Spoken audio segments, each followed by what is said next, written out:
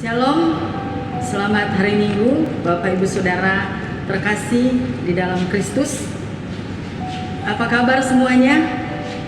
Bapak Ibu Saudara yang dikasih oleh Tuhan, hari ini kita bersyukur kita diperkenankan oleh Tuhan untuk menikmati hidup, khususnya minggu ini adalah minggu yang pertama di bulan April. Kita bersyukur kepada Tuhan karena di tengah-tengah wabah COVID-19 kita sudah dan terus dipelihara oleh Tuhan. Kita bersyukur karena kasih setia Tuhan tetap ada bagi kita semua. Bapak Ibu Saudara yang dikasihi oleh Tuhan, salam rindu dari kami semua hamba-hamba Tuhan di KPI Citerep, dan secara khusus juga salam rindu dari saya dan keluarga buat seluruh keluarga besar Jemaat GKPI Citerep di wilayah Persekutuan Komsel 1-18. Bapak Ibu Saudara yang dikasihi oleh Tuhan, hari ini kita akan bersama-sama membaca dan merenungkan firman Tuhan. Mari kita mempersiapkan hati kita berdoa terlebih dahulu. Mari kita berdoa. Bapa yang penuh kasih, kami bersyukur kepadamu. Oleh karena kemurahan-Mu, kami ada sampai hari ini. Kami bersyukur Engkau sungguh sangat baik bagi kami semua. Kami bersyukur untuk kesempatan pada hari ini, di mana kami boleh menikmati hadirat Tuhan. Kami menikmati firman Tuhan. Tuhan, inilah kami, biarlah melalui firman Tuhan pada hari ini membawa kami untuk semakin mengerti tujuan hidup kami, untuk kami semakin mengerti bagaimana hidup yang menyenangkan hati Tuhan. Berkatilah kami semua ya Tuhan, kiranya firman-Mu melawat kami semua. Di dalam nama Tuhan Yesus kami berdoa, amin. Bapak Ibu Saudara terkasih dalam Tuhan, mari bersama-sama kita membaca Yesaya 53 ayat 1 sampai dengan ayat yang ke-12. Siapakah yang percaya kepada berita yang kami dengar, dan kepada siapakah tangan kekuasaan Tuhan dinyatakan? Sebagai taruk ia tumbuh di hadapan Tuhan, dan sebagai tunas dari tanah kering. Ia tidak tampan, dan semaraknya pun tidak ada, sehingga kita memandang dia, dan rupa pun tidak, sehingga kita menginginkannya. Ia dihina dan dihindari orang, seorang yang penuh kesengsaraan, dan yang biasa menderita kesakitan. Ia sangat dihina sehingga orang menutup mukanya terhadap dia, dan bagi kita pun dia tidak masuk hitungan. Tetapi sesungguhnya penyakit kitalah yang ditanggungnya, dan kesengsaraan kita yang dipikulnya. Padahal kita mengira dia kena tulah, dipukul dan ditindas Allah. Tetapi dia tertikam oleh karena pemberontakan kita. Dia diremukkan oleh karena kejahatan kita. Ganjaran yang mendatangkan keselamatan bagi kita ditimpakan kepadanya, dan oleh bilur-bilurnya kita menjadi sembuh. Kita sekalian sesat seperti domba, masing-masing kita mengambil jalannya sendiri.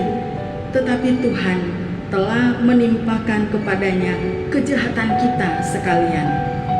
Dia dianiaya, tetapi dia membiarkan diri ditindas dan tidak membuka mulutnya.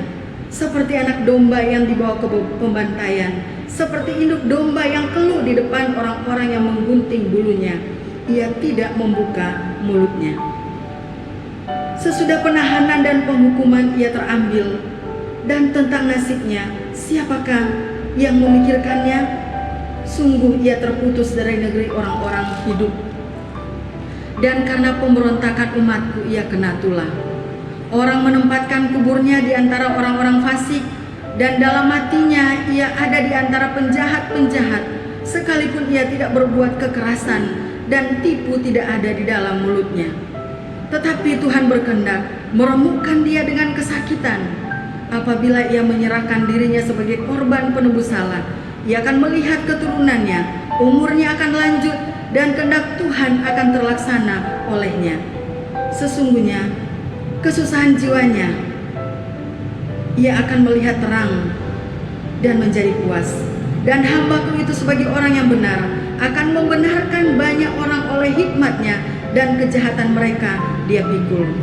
Sesudah itu aku akan membagikan kepadanya orang-orang besar sebagai rampasan, dan ia akan memperoleh orang-orang kuat sebagai jarahan, yaitu sebagai ganti, karena ia telah menyerahkan nyawanya ke dalam maut, dan karena ia terhitung di antara pemberontak, sekalipun ia menanggung dosa banyak orang dan berdoa untuk pemberontak. Demikian pembacaan firman Tuhan. Saudara yang terkasih dalam Kristus, satu pertanyaan penting pada masa memperingati Minggu Sengsara Yesus. Apakah saudara-saudara sungguh percaya kepada Yesus? Apakah saudara yakin bahwa Yesus menderita sengsara bahkan mati bagi saudara?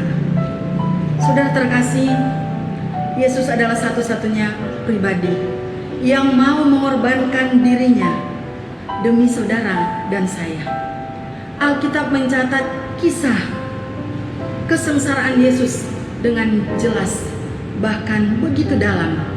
Bahkan berita tentang Yesus sebagai hamba Tuhan yang menderita dinubuatkan oleh Nabi Yesaya di dalam Perjanjian Lama. Saudara yang dikasihi oleh Tuhan, gambaran tentang kesengsaraan Yesus adalah sangat menyedihkan. Kehadiran Kristus di tengah-tengah dunia ini menjadi manusia sama seperti kita. Dia dinyatakan seperti Taruk. Yesus lahir seperti tunas yang lembut, seperti tunas tumbuhan yang tidak tahu kapan mulai tumbuh dan tidak ada yang melihat. Saudara yang dikasihi oleh Tuhan, hal ini mau menyatakan bahwa kelahirannya tidak disambut dengan pesta pora. Kelahirannya tidak disambut dengan kemegahan, bahkan keramaian. Tidak ada persiapan layaknya menyambut seorang bayi. Saudara yang dikasihi oleh Tuhan, Yesus lahir seperti tunas dari tanah kering.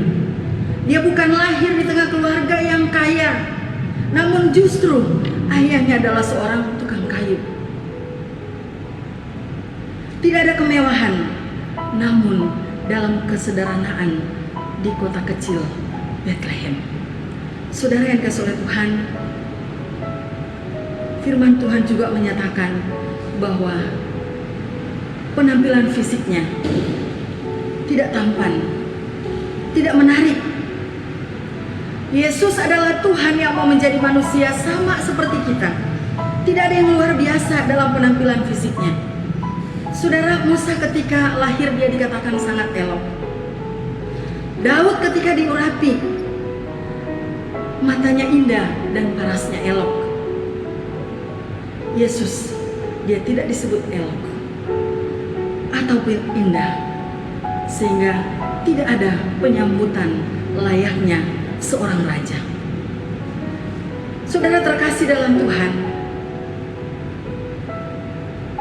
Yesus juga dikatakan bahwa dia adalah seorang yang menderita.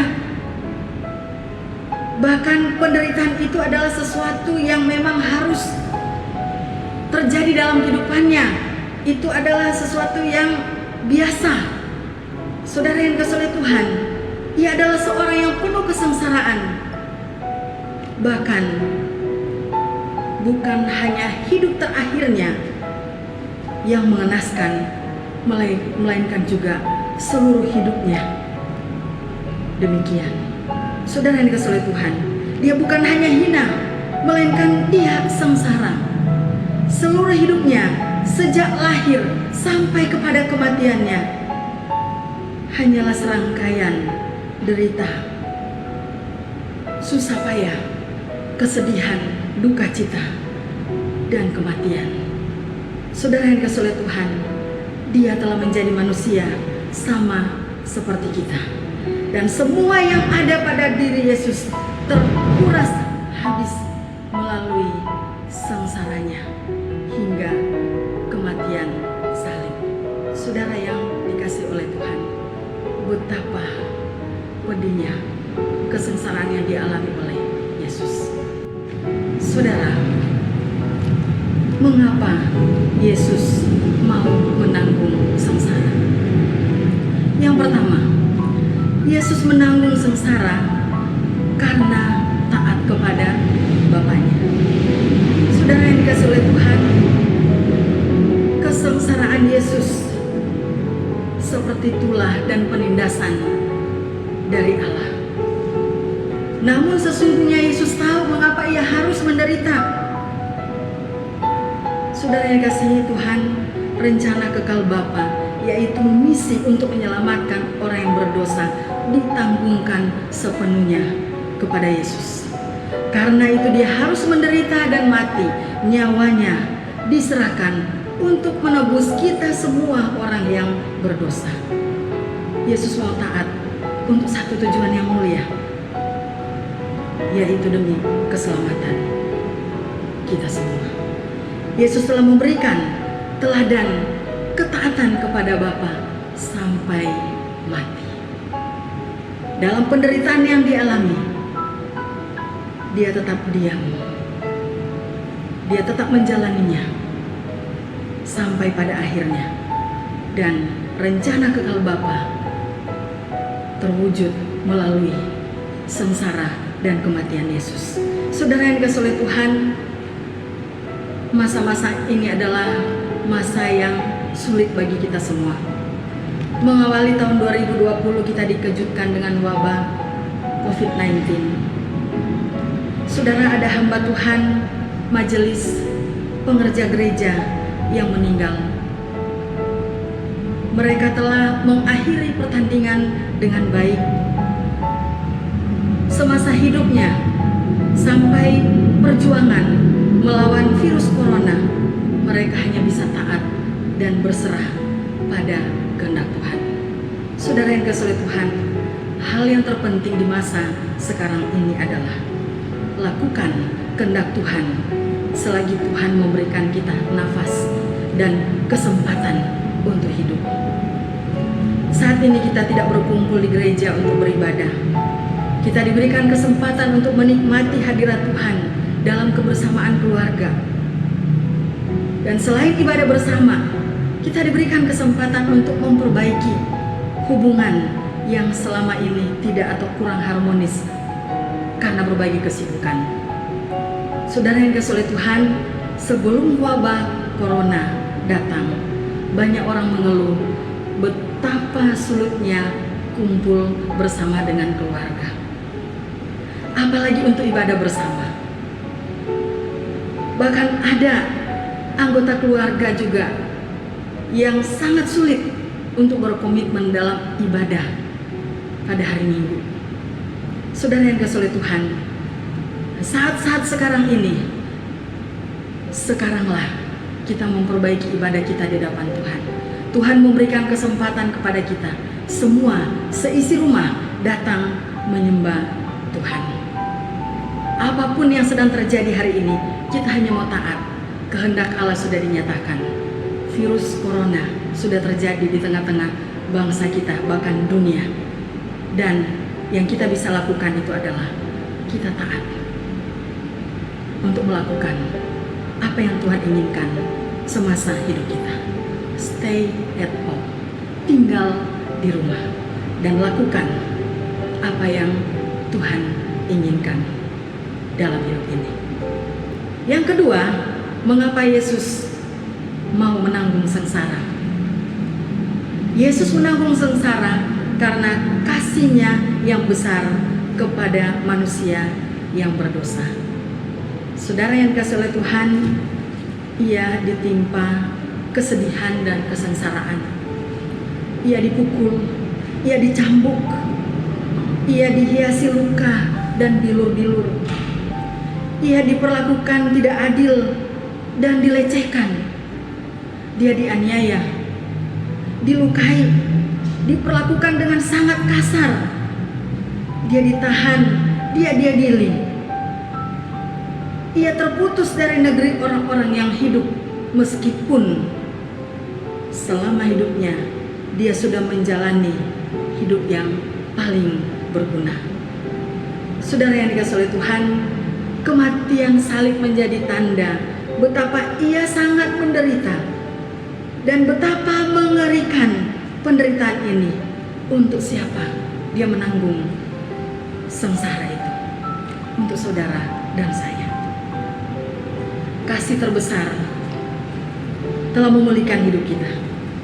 Bagi saudara yang masih ragu, percayalah kepada Yesus sekarang juga. Jadikan dia sebagai Tuhan dan Juru Selamat dalam hidupmu. Bagi yang sudah percaya, setialah sampai akhir. Saudara yang kasih Tuhan, di tengah wabah corona yang kita alami, ingatlah kasih Allah yang besar. Hidup kekal sudah dijamin, dan jaminan hidup kita di dunia yang sementara ini hanya Tuhan. Saudara yang dikasihi oleh Tuhan, milikilah jaminan keselamatan di dalam Yesus. Saudara terkasih, ada harapan bagi kita semua yang percaya kepada Yesus. Kematian bukan akhir dari segalanya. Kristus dimuliakan. Penderitaan, sengsara, bahkan matinya bukanlah sebuah kekalahan. Yesus mati, namun dia bangkit, bahkan naik ke surga, dan akan datang kembali dalam kemuliaan menjemput kita semua yang percaya kepadanya. Pengharapan bagi kita sebagai orang percaya juga adalah kita mengalami hidup yang berkemenangan. Yesus adalah jaminan hidup kita. Apapun keadaan kita hari ini, pergumulan, penderitaan bukanlah sebuah kekalahan. Hidup ataupun mati, kita tetap adalah umat pemenang. Saudara yang dikasihi oleh Tuhan, di minggu sengsara yang ke-6 ini, mari kita sungguh-sungguh renungkan Kristus yang telah datang ke dalam dunia ini. Dia telah datang untuk kita yang berdosa. Dia tidak pernah berbuat dosa, namun dia memberi dirinya untuk menderita bagi kita. Dia memberi dirinya menderita, sengsara, mati demi penebusan dan pengampunan orang berdosa. Bukan hanya dosa kita saja yang ditebus, tetapi diri kita yang berdosa. Dan inilah kasih yang terbesar. Sungguh-sungguh kita datang kepadanya, hidup dalam pengharapan, karena kita yakin bahwa kenaikan Yesus ke surga juga memberikan harapan bahwa dia mendoakan kita, bahwa dia menjadi imam besar yang agung, yang senantiasa bersama-sama dengan kita, mengerti apa yang sedang terjadi dalam hidup kita, dan dia akan memberikan kemenangan demi kemenangan dalam hidup kita sehari-hari. Inilah kasih yang terbesar. Percayalah dan taatlah hanya kepada Yesus, Juru Selamat kita. Tuhan memberkati. Mari kita berdoa. Terima kasih ya Tuhan, kami datang kepadamu. Kami bersyukur firman-Mu telah berbicara kepada kami, bahwa kami kembali diingatkan tentang masa-masa sengsara Yesus yang berujung pada kematian. Semua telah dilakukan karena kasih yang tulus. Terima kasih Tuhan, sebagai umat yang percaya, biarlah kami sungguh-sungguh meyakini bahwa hanya Engkaulah satu-satunya pribadi yang telah datang ke dalam dunia untuk menyelamatkan kami. Dan biarlah kami meyakini bahwa ketika Engkau menyelamatkan kami, Engkau juga yang terus memelihara hidup kami sampai selamanya. Terima kasih Tuhan. Dan inilah diri kami hanya mau percaya dan taat kepada-Mu seumur hidup kami. Di dalam nama Tuhan Yesus kami berdoa. Amin.